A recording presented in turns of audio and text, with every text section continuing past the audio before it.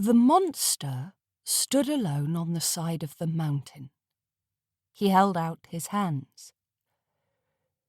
"Fly with courage and speed and the will of the stars.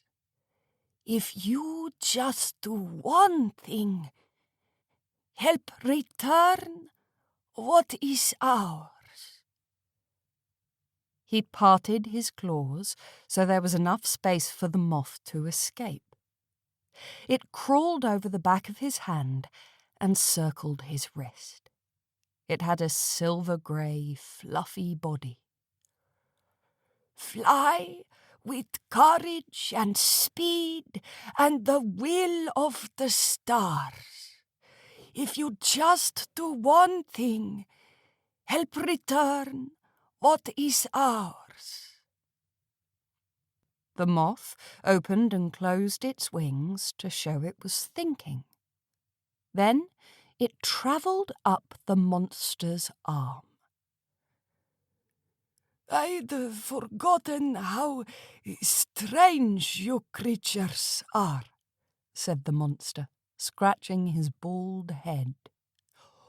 "All the other moths just flew away." The moth's tiny legs tickled the monster's collarbone. He closed his eyes and repeated the words for a third time. "Fly with courage and speed and the will of the stars. If you just do one thing, help return what is ours." The monster opened his eyes. The moth was crawling across his face, past his teeth, which stuck out like tusks, over his squished-in nose, and onto the top of his head. "That's it," he said.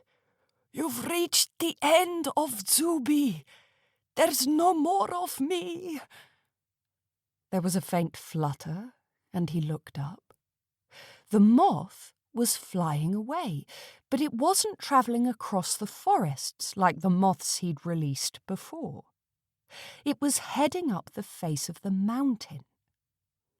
Zuby soon lost track of its shape in the darkness, even with his sensitive eyes. "Where are you going?" he called.